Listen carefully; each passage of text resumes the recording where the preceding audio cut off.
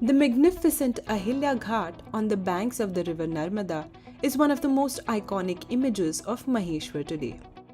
The ghat was built to honor the legacy of a queen, Ahilyabai Holkar, under whose rule the town became a center of art and culture. But the story of Maheshwar goes back much further. We talked to historian Dr. Sugandha Johar, who has done decades of research on Maheshwar.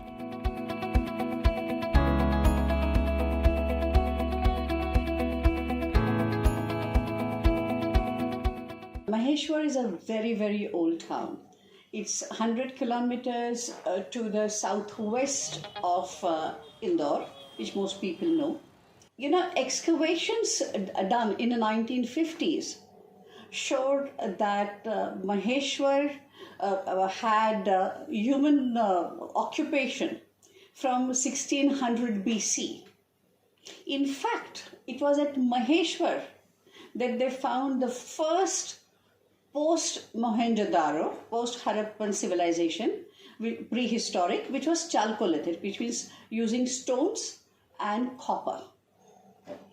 Also, there's something very interesting that a few kilometers from Maheshwar, there's this place called Durkhadi Nala. And there, they found one of the oldest Paleolithic stone axes that we have found in India.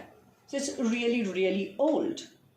And then after 1600 BC, Maheshwar has been continuously occupied. It was the old Mahishmati. In fact, there was a lot of controversy around it because people refuse, though eminent archaeologists like Hasmukh Sankhlia identified it as Mahishmati, most people disagreed.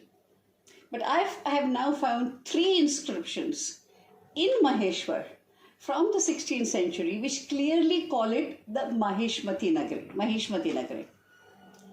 So that controversy is now settled. Maheshwar is definitely Mahishmati. By the way, the Mahishmati is not the same as the Mahishmati of your Bahubali series. That is a completely imaginary thing. After what happened between the Pauranic things of 1600 BC and now, it was Mahishmati, the town, which was important in early historic sources like Puranas and others. And then it was also an important town till about 6th, 7th century AD.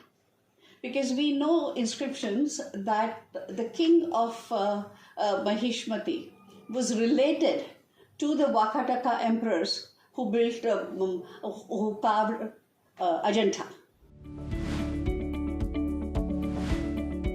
During the ancient period, Maheshwar or Mahishmati flourished due to its location on an important and lucrative trade route, the Dakshinapatha, connecting North and South India.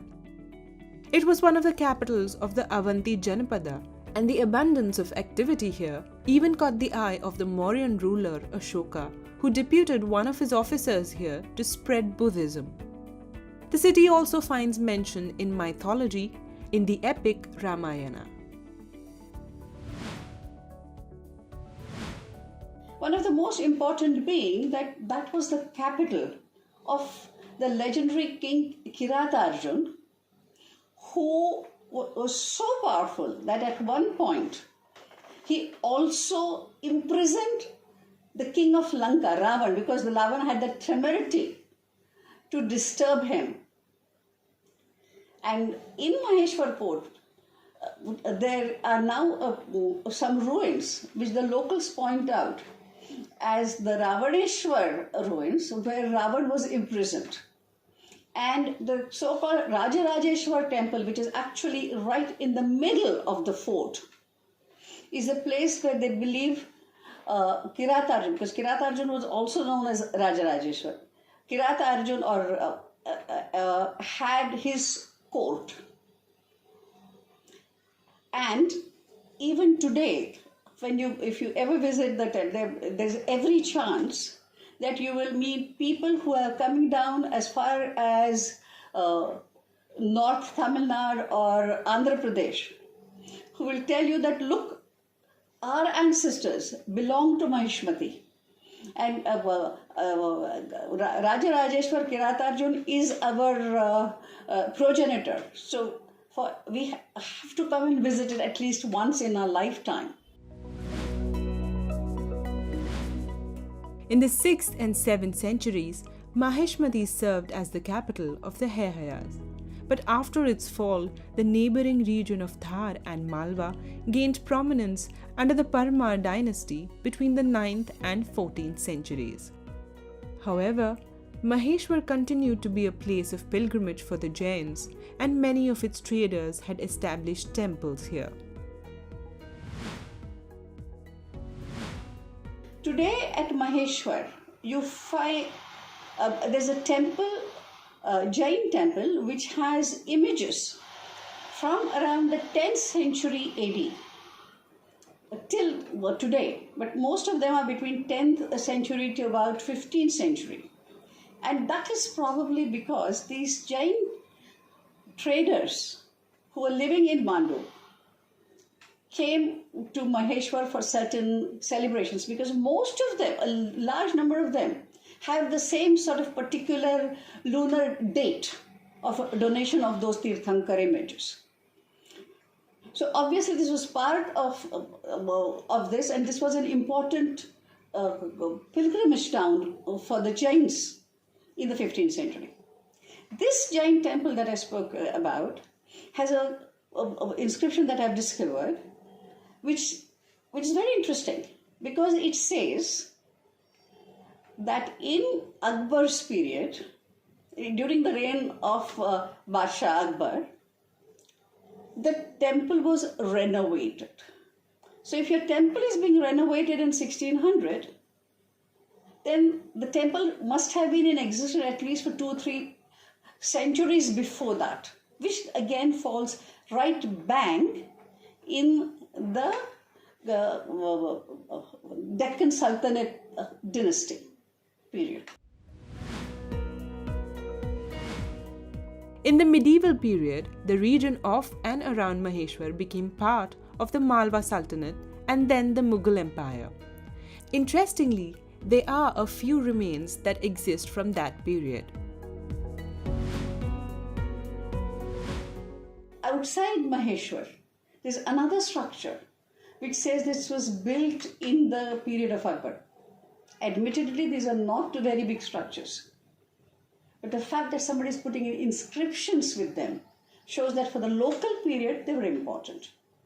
At Akbar's time, we also have 2 other Hindu temples inscriptions. Obviously, the temples are not very big and they're almost fine. In fact, one of those temples, the inscription was so completely covered with the oil paint that I had to spend hours and hours with a small little razor blade trying to scrape out the paint. And the local shops I was running out of blades so often that the local shopkeeper started asking, exactly what is this lady doing with these blades? Why does she need so many of them? I was constantly buying them. Finally, I scraped a few and I could read some of them. And that inscription is very interesting because it uses certain epithets for Akbar that were last used by the Devgiri Yadavs 300 years ago. I suspect there were probably similar inscriptions at that time when they inscribed this, from where these epithets were copied, which are now lost to us. There are no structures from Jahangir's period, but there's a very small masjid from Shah Jahan's period. And after that, nothing from Aurangzeb's period. And it's very clear that by the time Aurangzeb, this place was going down economically. In the mid-18th century, Maheshwar came under the Holkars, who were generals under Peshwa Bajirao I, and it is they who left a lasting legacy here.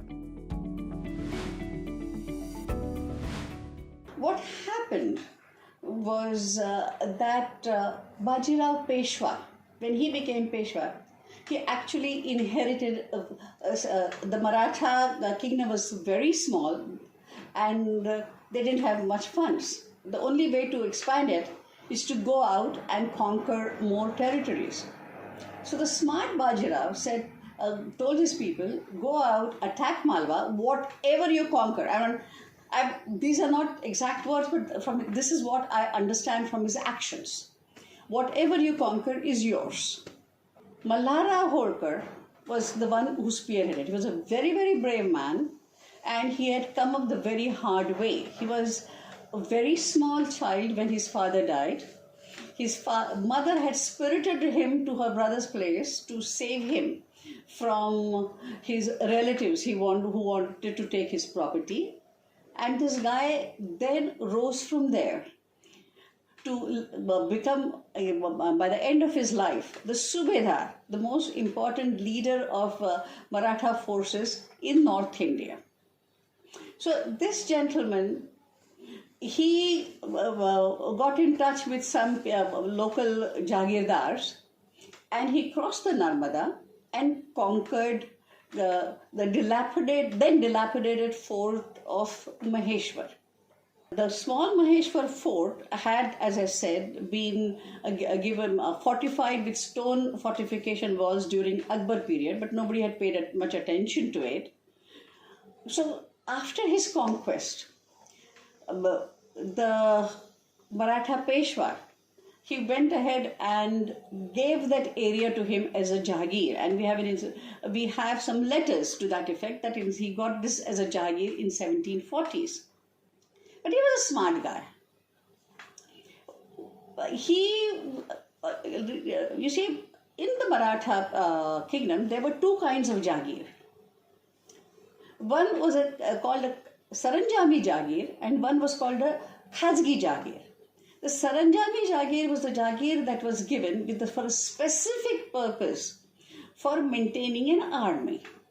So that if the Peshwa said, come with 5,000, because you were given on the basis of the number of the area that you were given was dependent on the number of troops you were supposed to maintain.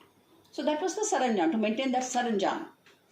So Malhara requested the Peshwa to say, okay, you're giving me this, but can you give me some Khazgi Jagir to my wife as a part of this as a Khazgi Jagir? The beauty was that the Peshwa could at any point of time, at will, confiscate the Saranjami Jagir, but traditionally the Khazgi Jagir was never confiscated. It went from the person it was granted to his or her descendants. So that way, Malhara ensured that his family would have some Jagir, whether the Peshwa wanted took part of it away or not. So Maheshwar was part of the Khazgi Jagir that Malhara was given, and because it was his own, it was not given to Malhara incidentally, it was given to his wife Gautamabai. And then Malhara went ahead, he built the earliest shrines of Rajarajeshwar there. He repaired the fort. In fact, if you look at the Maheshwar fortification wall today, you can find a number of different periods of constructions. One is the Akbar time fortification. Then you find fortifications repaired by Malhara. Then you find fortifications with Ahilyabai built later. Then you find fortifications that she changed when she expanded and changed the Maheshwar fort in 1780s, and it was followed by fortification walls and repairs done sometime in the 19th century. So it's all there. You just have to go and look at it, but it takes time. So after Malhara had only one son called Khandera. This gentleman died very close to Bharatpur in the Battle of Kumbheri. And at that time, Ahilyabai, his wife, who became a young widow, wanted to commit suicide. But Malhara stopped her. Remember one thing, Ahilyabai was not the only wife. His other 2 or 3 wives committed suicide.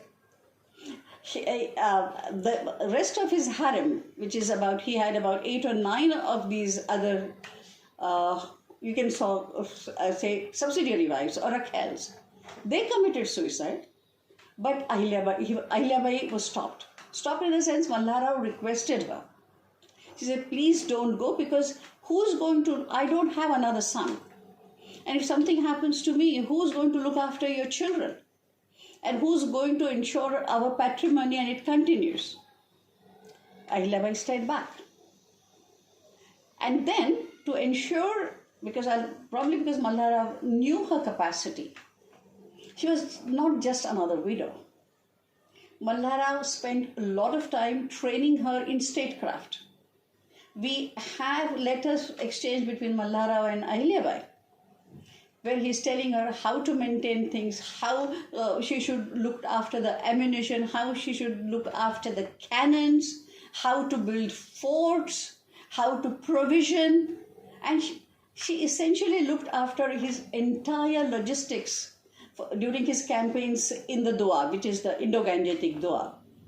In 1765, Malharao passed away in a place called Alampur near Gwalior, not too far from Gwalior.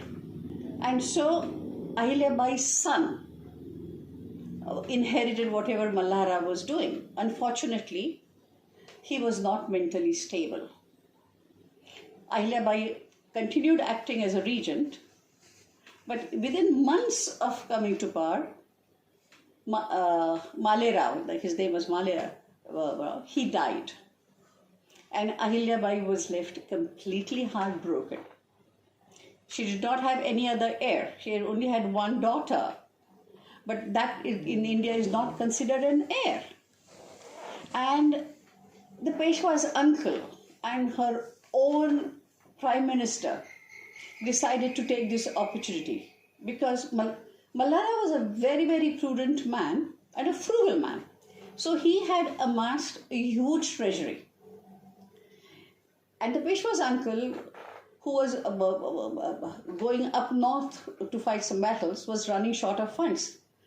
We know that he was always spending money and he was always short of money. So he sort of conspired to force Ahilyabai into adopting a child as an heir of their choice, the choice of Mr. Raghunath Rao Peshwa and Gangadhar Chandrachud, her prime minister, so that they can then sideline her and take over the treasury.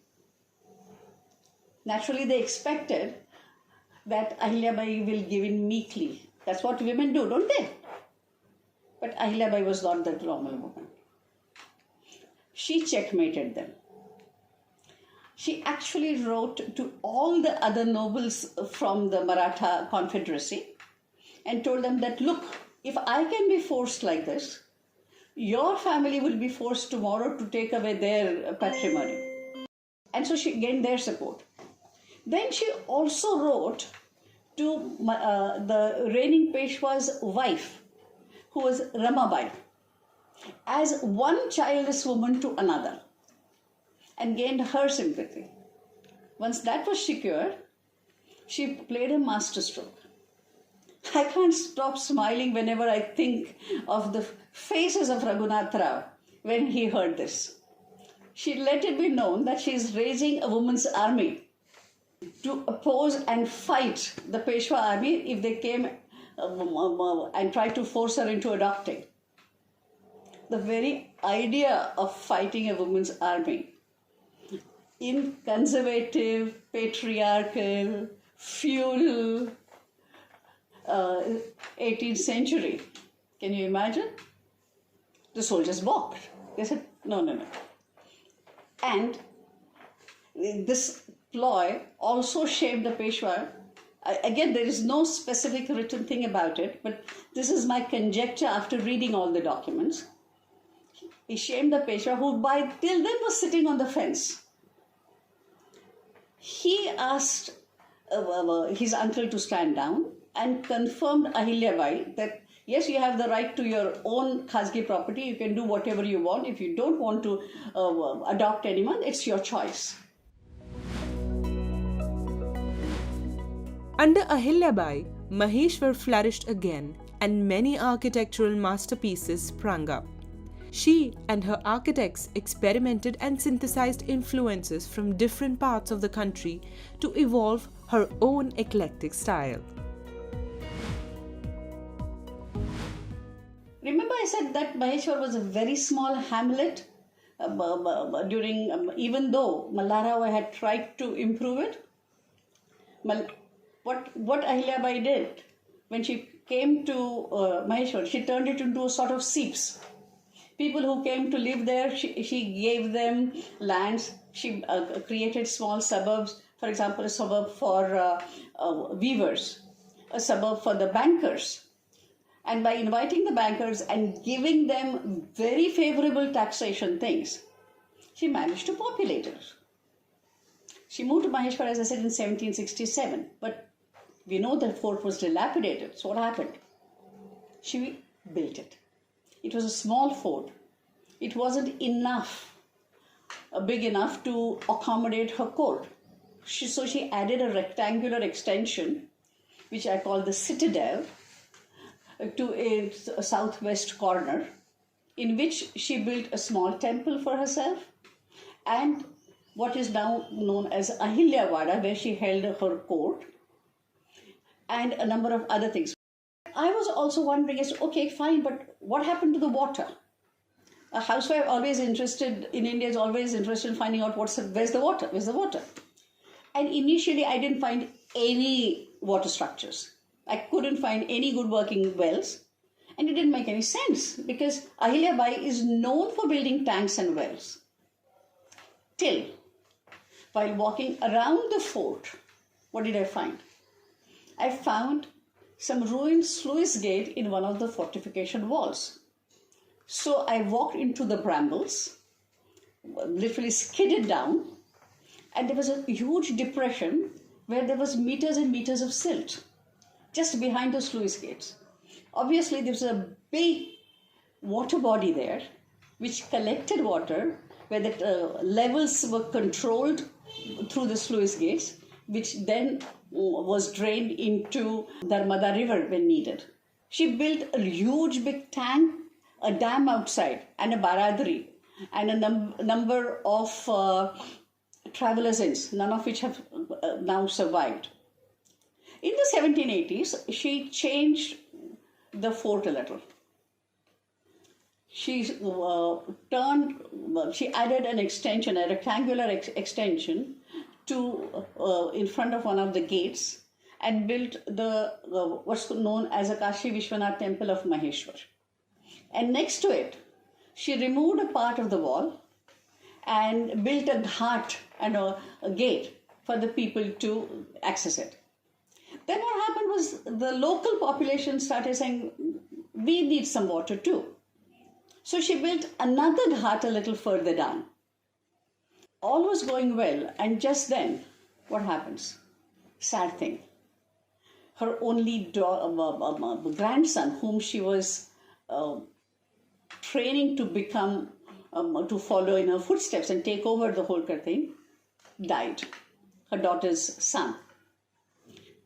Her daughter and her son-in-law were heartbroken. Within a year, the son-in-law also died of a small illness.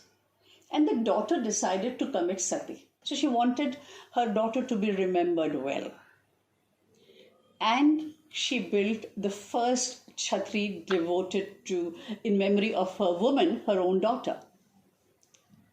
Now, chhatri is an architectural form which was unknown in Maratha architectural lexicon. It is something that was taken by the Rajputs.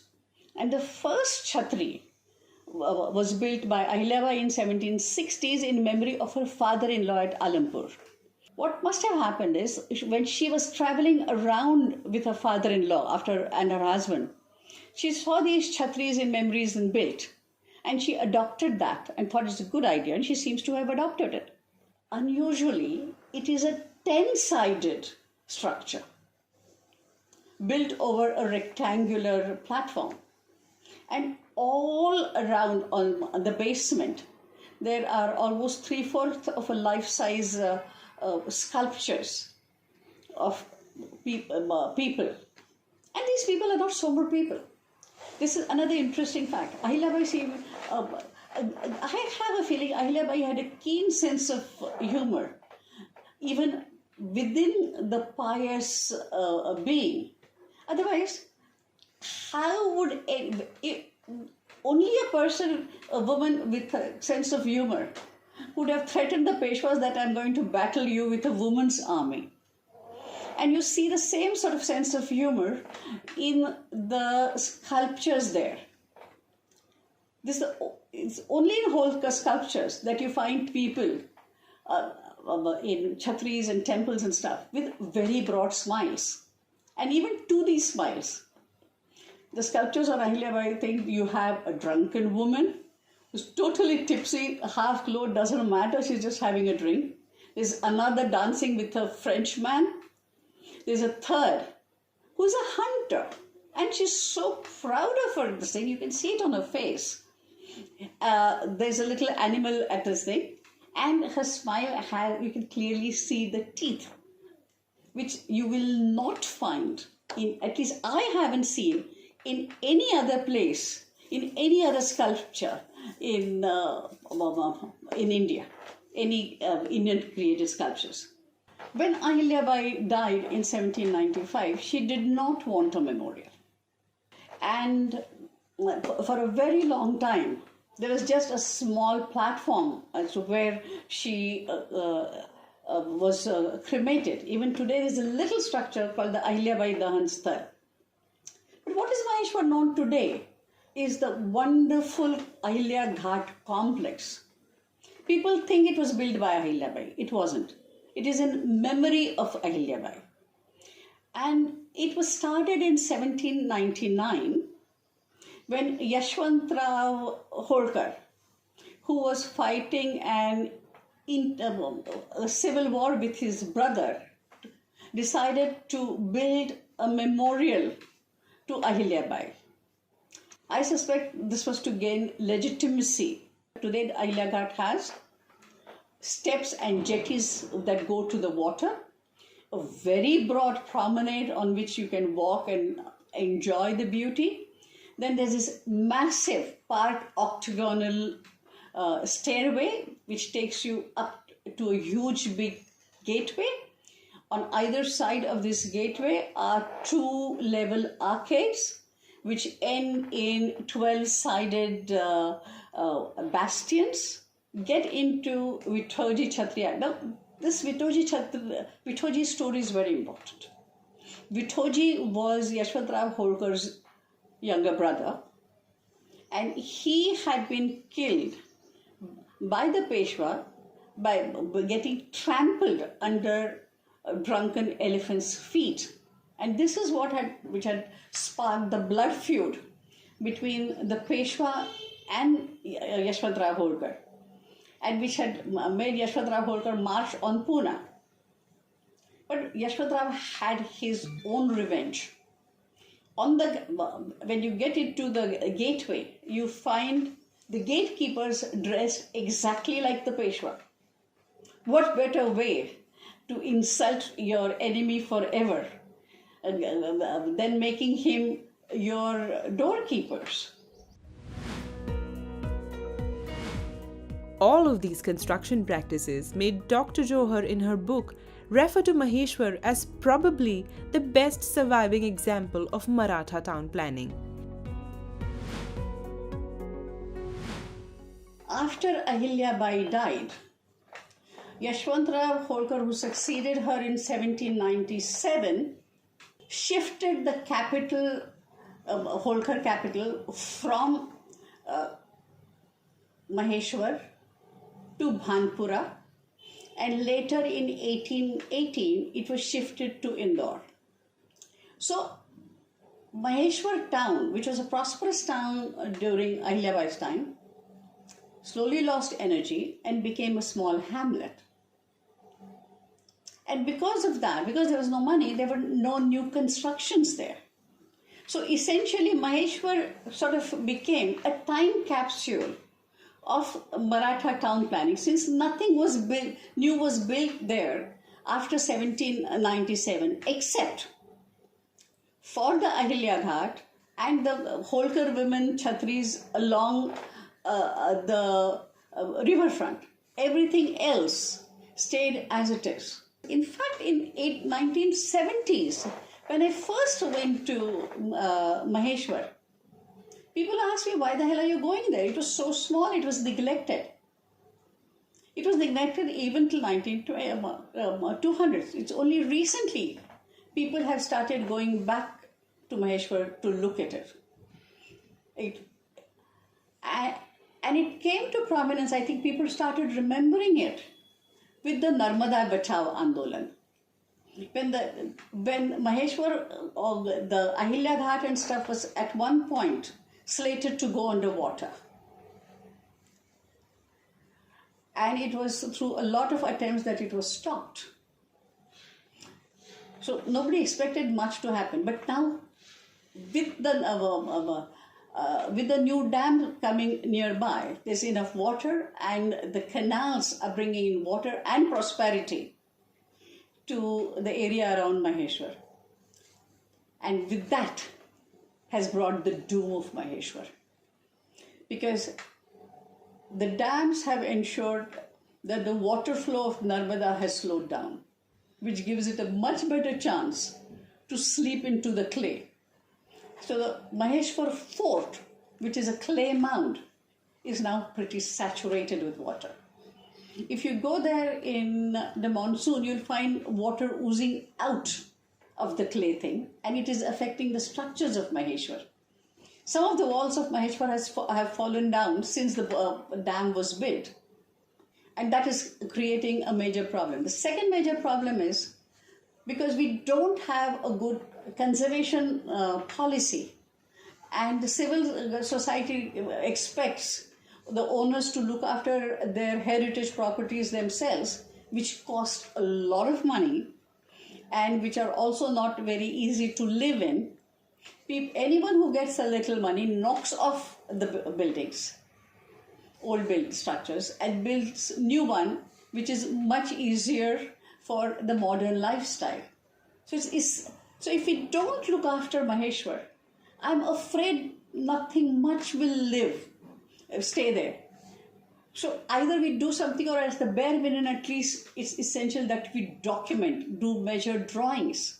I've noticed a number of architecture schools going there, but none of these drawings are completed or ever handed over. I think Maheshwar authorities or the Maheshwar government or someone should make it mandatory that if you come here to do measured drawings, you leave a copy with us. So we keep learning how things have changed. I wish somebody takes this seriously. The historic town of Maheshwar has come a long way. There is a lot to see here today. But what stands out the most are the many modern period chhatris built here dedicated to the women. This is truly a town by a woman for the women. One of the most unique parts of Maheshwar are all the chhatris dedicated to the women there. And I think you have to give it to Ahilyabai, and it is her heritage. Because the first chhatri ever to be dedicated to a woman was built by Ahilyabai. Remember? Before Muktabai Phandse, Ahilyabai's daughter. Notice how many thousands of women were immolated, killed, who decided to commit sati. But what do we have of them? Maximum 1 million marks of hands on the walls of the town that they were killed. Maybe some sort of hero stones where the hero is shown with their wife, but nothing which commemorated themselves. But in Maheshwar, you find not just Muktabai Chhatri, but many others. And a series, the last of them, were built in 1940s, which was in memory of the current Holkar's ancestors, obviously all of them ancestors, but was in memory of Sayogita, who was the daughter of the Tukaji Rao Holkar, and another one for his wife. Those were the last of the women Chhatris that were built in Maheshwar. And in that sense, every woman should visit Maheshwar because it's the only place in the entire length and breadth of the country where women have been celebrated and memorialized.